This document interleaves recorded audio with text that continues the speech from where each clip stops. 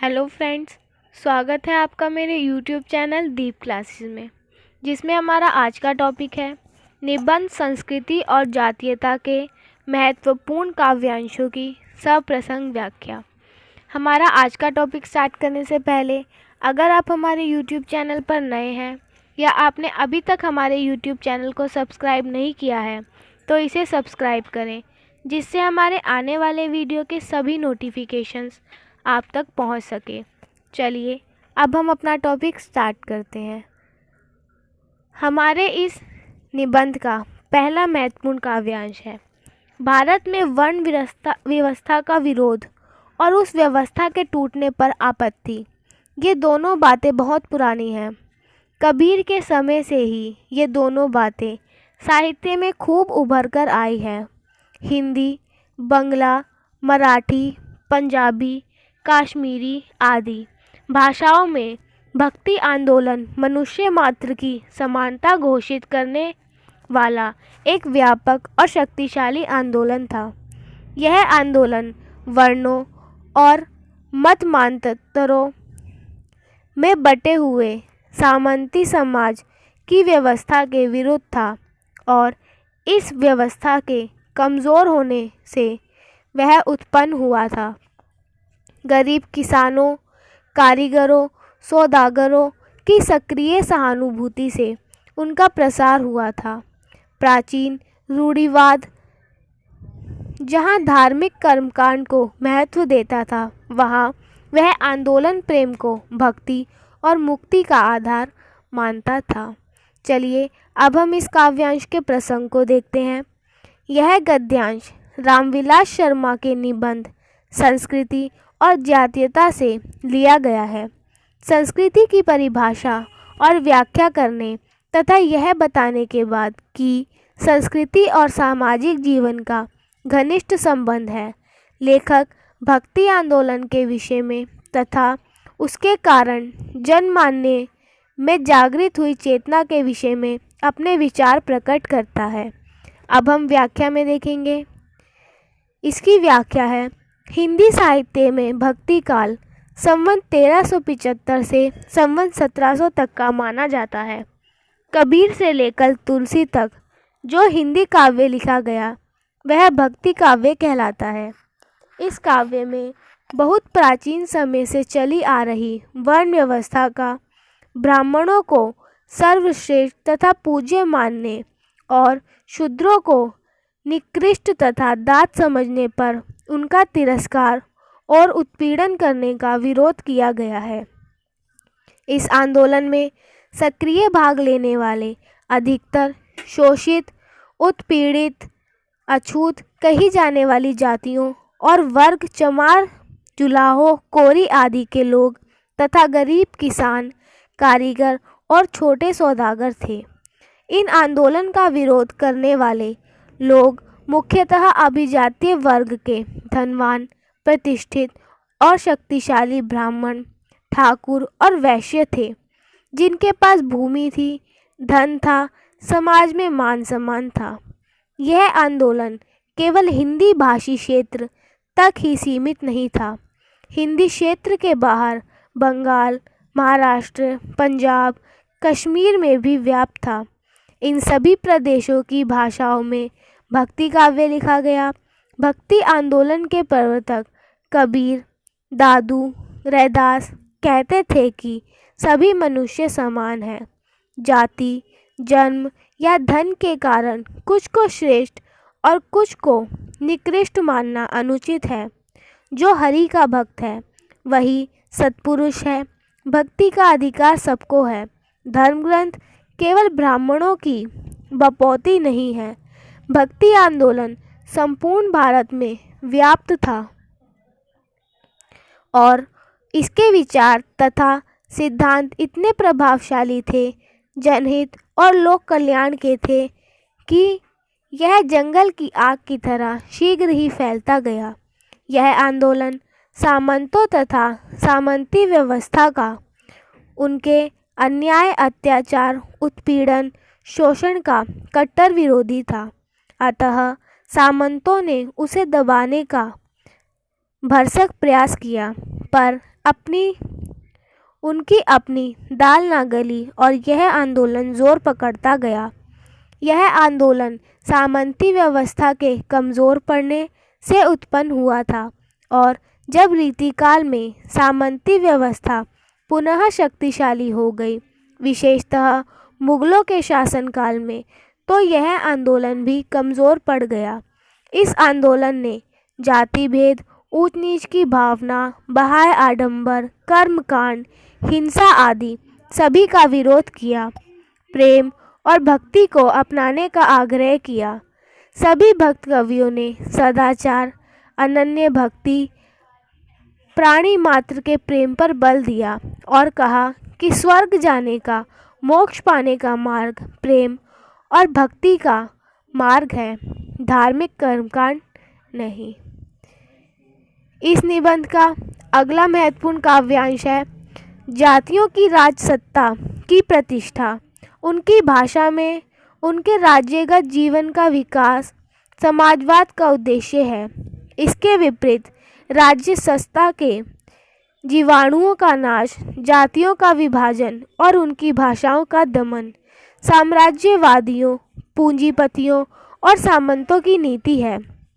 भारत की अन्य बड़ी जातियों के समान देश की बसे बड़ी जाति, हिंदी भाषी जाति का यह जन्मसिद्ध अधिकार है कि वह अपने राज्य के अंतर्गत संगठित होकर अपना औद्योगिक और सांस्कृतिक विकास कर सके। चलिए अब हम इस गद्यांश के प्रसंग को देखते हैं। यह गद्यांश मार्क्सवादी चिंतन, समाजवादी सिद्धांतों तथा प्रगतिशील विचारों वाले विज्ञ लेखक रामविलास शर्मा के विचार प्रधान निबंध संस्कृति और जातीयता से लिया गया है। इसमें समाजवाद और पूंजीवाद, सामंतवाद का विरोध बताया गया है तथा समाजवाद को जनसाधारण का हितैषी और सामंतवाद साम्राज्य पूंजीवाद को जनता का शत्रु कहा गया है। अब हम इस अंश की व्याख्या देखते हैं। समाजवादी विचारधारा, जैसा कि नाम से ही स्पष्ट है, समाज के कल्याण की विचारधारा है। यह व्यक्ति से, समूह से, वर्ग विशेष से अधिक महत्व समाज को, जनता को देती है। वह चाहती है कि शासन की बागडोर, राजसत्ता जन समूह के हाथ में ना हो। वह राज्य, चक्रवर्ती सम्राट, डिक्टेटर, अफसरशाही का विरोध करती है। वह चाहती है कि राजसत्ता कुछ हाथों में केंद्रित ना रहकर संपूर्ण जाति या उसके चुने हुए प्रतिनिधियों के हाथों में रहे। वह चाहती है कि राजभाषा की जाति की भाषा हो, ऊपर से थोपी हुई भाषा ना हो, जैसे मुस्लिम शासन में फारसी की थी, अंग्रेज़ों के शासनकाल में अंग्रेजी थी। राज्य के कार्यकाल, बैंकों का काम, व्यवसाय, व्यापार, उद्योग जगत में पत्राचार का माध्यम जाति की ही भाषा हो। इसके विपरीत साम्राज्यवादी, पूंजीवादी, सामंतवादी चाहते थे। उनकी यह नीति है कि जाति को संगठित ना होने दिया जाए। कूटनीति से विभिन्न वर्गों में फूट और अलगाव की बाधा पैदा की जाए, क्योंकि विभाजन करो तथा राज्य करो उनका सिद्धांत होता है। वह न राष्ट्रवादी शक्तियों को पनपने देते हैं, न राष्ट्रवाद और देश प्रेम की भावना उत्पन्न होने देख सकते हैं, न उनकी जातीय भाषा का विकास होने देते हैं। वह दमन, उत्पीड़न और शोषण द्वारा जाति या राष्ट्र को कमज़ोर, दरिद्र तथा असहाय बनाने का हर संभव उपाय करते रहते हैं। भारत में अनेक प्रदेश हैं। प्रत्येक प्रदेश की अपनी भाषा है, अपनी संस्कृति है। जैसे उत्तर में बंगाल, उड़ीसा, असम, पंजाब तथा दक्षिण में आंध्र प्रदेश, कर्नाटक, तमिलनाडु, केरल आदि। इन सब में हिंदी भाषी क्षेत्रफल तथा जनसंख्या की दृष्टि से सबसे बड़ा क्षेत्र है। लेखक का मानना है कि इस विशाल प्रदेश के लोग अपने संकीर्ण स्वार्थों को त्याग कर एक भाषा हिंदी अपनाएं। अपनी अपनी बोलियों का प्रयोग घरों में करें। सार्वजनिक कार्यों, शिक्षा आदि में हिंदी का ही प्रयोग करें। हिंदी सब इनको एक सूत्र में बांधने में सहायक हो और संपूर्ण हिंदी भाषाभाषी क्षेत्र एक राज्य बन जाए। यदि ऐसा हो जाए तो इस क्षेत्र की औद्योगिक प्रगति हो जाएगी और उसकी संस्कृति का भी विकास होगा। इस प्रकार लेखक हिंदी भाषी क्षेत्र के निवासियों को संगठित होकर एक सूत्र में बंधकर संकीर्ण स्वार्थों तथा मिथ्या अहंकार को त्याग कर एकजुट होकर काम करने का आह्वान करता है। अब इस प्रसंग की विशेषताएं देखेंगे। इसकी पहली विशेषता है लेखक के मार्क्सवादी विचारधारा के समर्थक होने का स्पष्ट संकेत है। दूसरा, लेखक का राष्ट्रीय प्रेम झलकता है। तीसरा, लेखक का हिंदी जातीयता का अवधारण पर प्रकाश दृष्टव्य है। इस निबंध का तीसरा महत्वपूर्ण गद्यांश है, इस देश में अनेक भाषाएं, अनेक जातियां हैं।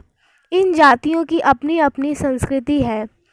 इन सभी जातियों की संस्कृतियों के सामान्य तत्वों का, उनके समुच्चय का नाम भारतीय संस्कृति है। भारत की जातियों से भिन्न भारतीय संस्कृति की सत्ता कहीं नहीं है। इस अंश का प्रसंग है। यह गद्यांश रामविलास शर्मा के विचार प्रधान निबंध संस्कृति और जातीयता से लिया गया है। समाजवादी चिंतन तथा सामंतवादी पूंजीवादी सोच का अंतर तथा उनके उद्देश्य की भिन्नता बताने के बाद लेखक भारतीय संस्कृति की व्याख्या प्रस्तुत करता है। अब हम इसकी व्याख्या देखेंगे, जिसमें लेखक कहता है, भारतवर्ष एक विशाल देश है। उत्तर में हिमालय से लेकर दक्षिण में कन्याकुमारी तथा पूर्व में जगन्नाथपुरी से लेकर पश्चिम में कच्छ तथा फैले हुए इस देश की भौगोलिक स्थिति भिन्न भिन्न प्रकार की है। कहीं पहाड़ हैं, कहीं उर्वर भूमि वाले मैदान, तो कहीं रेगिस्तान। प्रत्येक प्रदेश की अपनी भाषा, अपना विशिष्ट रहन सहन, खान पान और संस्कृति है। इसलिए इसे विविधताओं का देश कहा गया है। महाराष्ट्र में गणेश, बांग्ला में दुर्गा, काशी में शिव, आंध्र प्रदेश में वेंकटेश्वर, ब्रज प्रदेश में कृष्ण आराध्य हैं। किसी प्रदेश में गेहूं खाया जाता है तो कहीं चावल। कोई धोती पहनता है, कोई लुंगी, कोई पजामा। किसी की मातृभाषा हिंदी है, किसी की बंगला, किसी की तेलुगु। इस प्रकार यहाँ विभिन्न जातियों के, विभिन्न धर्मों के तथा अनेक भाषाओं के बोलने वाले लोग रहते हैं। इन विविधता में होते हुए भी कुछ बातें ऐसी हैं जो एक समान हैं। सभी दीपावली और होली का त्यौहार मनाते हैं। सबकी ईश्वर में आस्था है। सब अपने को भारतवासी कहते हैं। अलग अलग धर्म ग्रंथों में आस्था होते हुए भी गीता सबका पूज्य ग्रंथ है। सब उसमें बताए गए निष्काम कर्म के संदेश का समर्थन करते हैं। प्रत्येक संस्कृति की जातीय विशेषताएं होती है। जातीयता के आधार पर ही हम संस्कृति भिन्नता को पहचान सकते हैं। जातीयता भाषा पर आधारित होती है। यदि किसी जातीयता को संगठित होने से रोका जाता है तो उसका प्रभाव उसकी भाषा और संस्कृति के विकास पर पड़ता है। जाति का गठन उस जाति की राज्य सत्ता पर अधिकार से भी होता है। जातीय आधार पर राज्यों के गठन से उस विशिष्ट जातीय समूह के लोगों को अपने जातीय विकास के लिए राज्य सत्ता का उपयोग करने की स्वतंत्रता और अधिकार दोनों प्राप्त होते हैं। इस प्रकार राज्य संचालन में वह अपनी भागीदारी को सुनिश्चित करते हैं। यदि किसी जातीय समूह को जातीय आधार पर गठित होने से रोका जाता है तो उसका सीधा अर्थ है कि उसे राज्य सत्ता के संचालन की प्रक्रिया से वंचित करना। उस समय जातीय समूह के लोकतांत्रिक अधिकारों का हरण है। भारत जैसे देश में जहाँ कोई जातियाँ एक राष्ट्र राज्य में शामिल है, वहाँ उनके बीच एकता तभी कायम की जा सकती है जब प्रत्येक जाति को अपने स्वतंत्र विकास का पूरा अवसर मिले। यदि ऐसा नहीं होता है तो जातीय विकास की स्वाभाविक आकांक्षा को कुचला जाता है, तो उस जातीय समूह में अलगाववाद के बीज पनप सकते हैं। ऐसी स्थिति में विभिन्न जातियों के बीच संघर्ष का बीजारोपण होगा और उसका असर राष्ट्रीय एकता पर विनाशकारी होगा। सारे देश की परंपरा, प्राचीन संस्कृति एक सी है। वाल्मीकि रामायण और व्यास लिखित महाभारत को सभी अपना गौरव ग्रंथ मानते हैं। सभी ने अनेक आख्यानों पर उपन्यास, नाटक, काव्य लिखे हैं। अतः भारतीय संस्कृति का संबंध किसी एक जाति विशेष, एक प्रदेश विशेष, एक भाषा विशेष से नहीं है। भारत के विभिन्न प्रदेशों में रहने वाले सभी लोगों की आस्था और विश्वास जिन बातों में है, वह भारतीय संस्कृति का निर्माण करते हैं। सभी हिंदुओं का मरने के बाद दाह कर्म किया जाता है। सब अस्थियों को पवित्र जल में प्रवाहित करते हैं। इन्हीं समान तत्वों के समुच्चय का नाम भारतीय संस्कृति है। अतः भारतीय संस्कृति किसी एक प्रदेश, एक जाति, एक वर्ग, एक धर्म की नहीं, बल्कि उन तत्वों से मिलकर बनी है जो संपूर्ण भारत में रहने वाले अपनाते हैं और जिसकी झलक उनके आचरण, रहन सहन, कला, प्रेम, साहित्य में मिलती है। फ्रेंड्स, हमारा आज का टॉपिक यही ख़त्म होता है, जिसमें हमने निबंध संस्कृति और जातीयता के महत्वपूर्ण गद्यांशों की सप्रसंग व्याख्या के बारे में जाना। अगर आपको हमारा ये वीडियो पसंद आया हो तो वीडियो को लाइक एंड शेयर करें और हमारे चैनल को ज़रूर सब्सक्राइब करें। Thank you for watching.